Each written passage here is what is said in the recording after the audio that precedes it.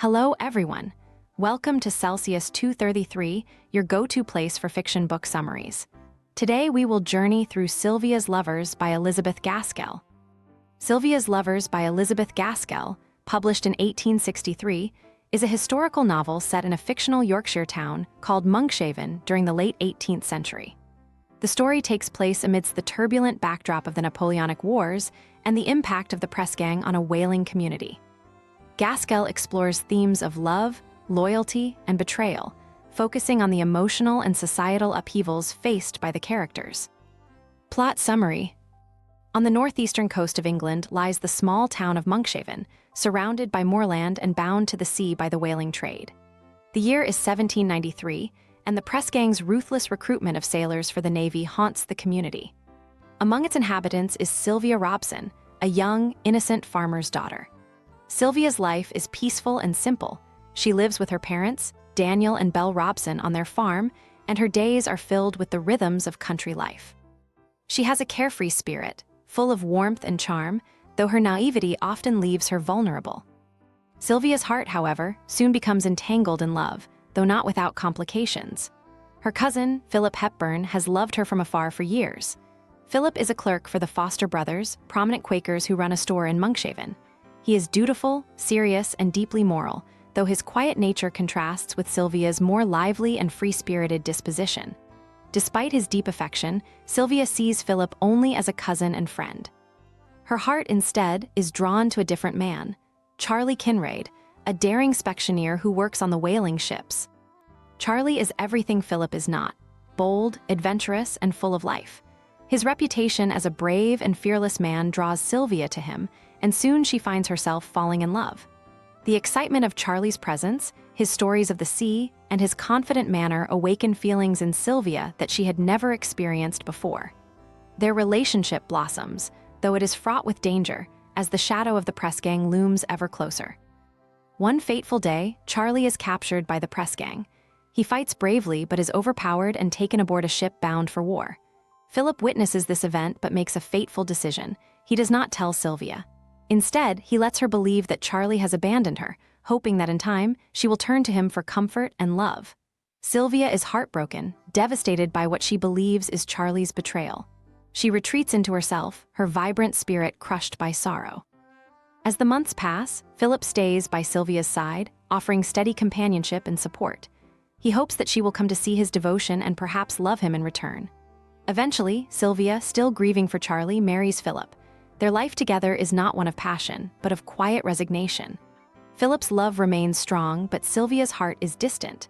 She cares for him in her own way, grateful for his kindness, but her love for Charlie lingers, like a ghost that haunts their marriage. Time passes, and Sylvia gives birth to a daughter, Bella. The arrival of their child brings some joy into the household, but the underlying tension between Sylvia and Philip remains.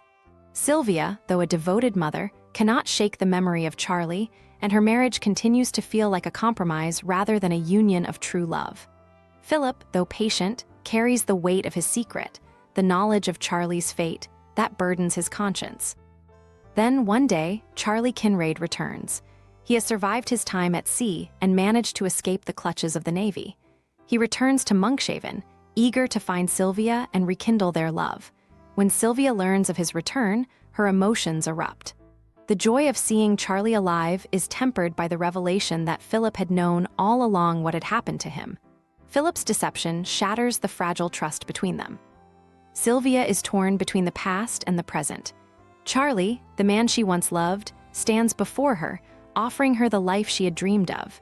But she is now a wife and a mother, bound by her responsibilities to Philip and Bella. Her love for Charlie has not died, but the reality of her situation makes it impossible for her to simply walk away from her life with Philip. The revelation leads to a dramatic confrontation between the three. Philip, consumed by guilt, confesses his love for Sylvia and admits the wrong he has done. Sylvia is furious, devastated by the betrayal of the man who had been her rock through her darkest days. Charlie, on the other hand, is deeply hurt by the realization that Sylvia is no longer the free, passionate woman he had left behind.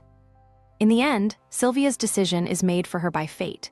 Philip, in an attempt to prove his worth and seek forgiveness, tries to save a man during a violent riot caused by the press gang. he is fatally wounded in the process. As he lies dying, he asks Sylvia to forgive him, not for himself but for the sake of their daughter. Sylvia, heartbroken and torn, forgives him in his final moments, realizing that despite everything, Philip had always loved her deeply. After Philip's death, Sylvia is left to pick up the pieces of her life. Charlie, though still fond of her, realizes that the bond they once shared has been irrevocably altered by time and circumstance. He moves on, leaving Sylvia to raise her daughter alone. Sylvia, now a widow, finds solace in caring for Bella, determined to give her daughter a better life. In the quiet aftermath, Sylvia reflects on the choices she made, the love she lost, and the love she found too late.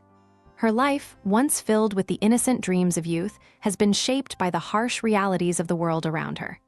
Yet, through it all, she endures, carrying the weight of her experiences with quiet strength.